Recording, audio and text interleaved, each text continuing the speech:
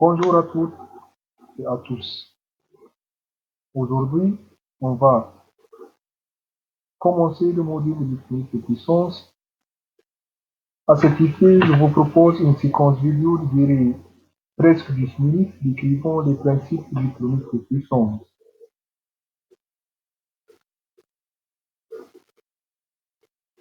À la fin de cette séquence, l'apprenant doit savoir représenter les schémas blocs des convertisseurs statiques, savoir identifier le rôle de chaque convertisseur statique. Cette séquence d'apprentissage est organisée de la façon suivante. On commence par une introduction, puis on aborde les rôles des convertisseurs statiques et nous finissons par une conclusion. Premièrement, introduction. Actuellement, l'énergie électrique est essentiellement produite et distribuée sous forme alternative, de fréquence 50 ou 60 Hz. Par exemple, dans les pays de l'Union européenne, l'énergie électrique est distribuée avec une fréquence 50 Hz, tandis que dans les États-Unis, cette énergie électrique est distribuée avec une fréquence 60 Hz. Le problème qui se pose, c'est qu'il existe plusieurs applications qui nécessitent des formes différentes d'énergie électrique. Par exemple, il existe des applications qui nécessitent des énergies électriques continues. Il existe d'autres applications qui nécessitent des fréquences différentes de 50 ou 60 Hz. Pour cela, il faut prévoir un dispositif permettant de transformer l'énergie disponible.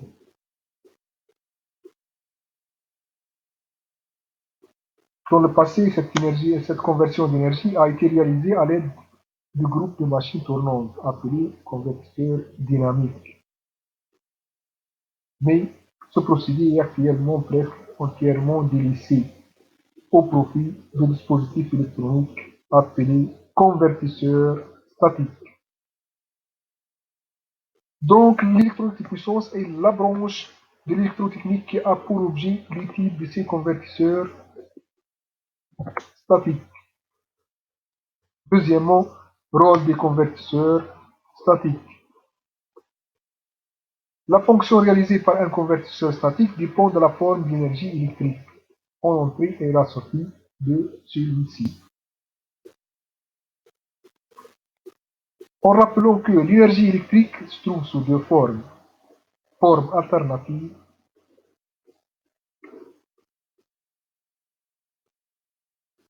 c'est-à-dire la grandeur électrique est tantôt positive et tantôt négative, comme dans la figure 1, la tension U de T est une tension alternative de forme quelconque. On remarque que cette tension elle est positive dans cet intervalle, puis elle est négative, positive, négative, ainsi de suite. Donc, elle change de signe. La figure 2 illustre une tension alternative sinusoïdale, c'est-à-dire elle prend la forme d'une sinusoïde. C'est la forme la plus utilisée en alternative. La deuxième forme d'énergie électrique, c'est forme continue.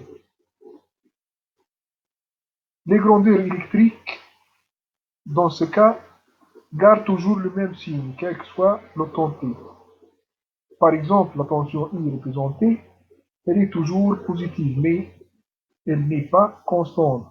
Donc, c'est une tension continue variable.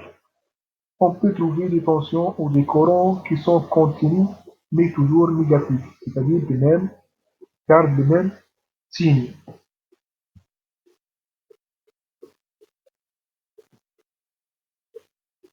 Les batteries d'accumulateurs et les piles forment des sources d'énergie continue.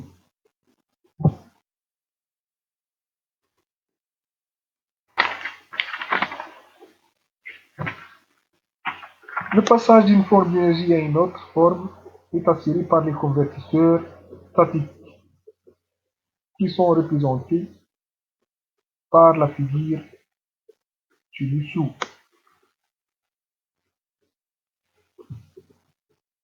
On va commencer par les régresseurs. Les régresseurs sont des convertisseurs statiques qui transforment une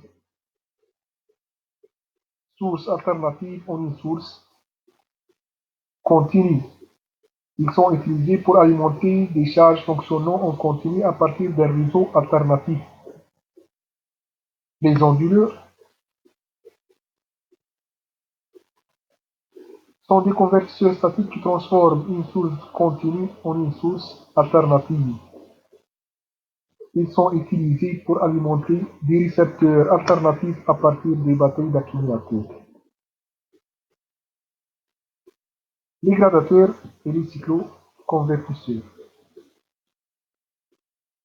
convertissent une source alternative de valeur efficace V1 et de fréquence F1 en une source alternative de valeur efficace V2 et de fréquence F2. Ils sont utilisés pour alimenter des charges alternatives à partir d'un réseau alternatif. Dans le cas où la fréquence F1 est différente de F2, on parle des cycloconvertisseurs. Dans le cas où les deux fréquences F1 et F2 sont égaux, on parle des gradateurs. On passe aux hacheurs. Les hacheurs sont des convertisseurs qui transforment une source continue en une source continue. Mais la différence entre les deux sources, que la première source est de valeur fixe, tandis que la deuxième source est de valeur source continue de valeur moyenne variable. Il existe des convertisseurs indirects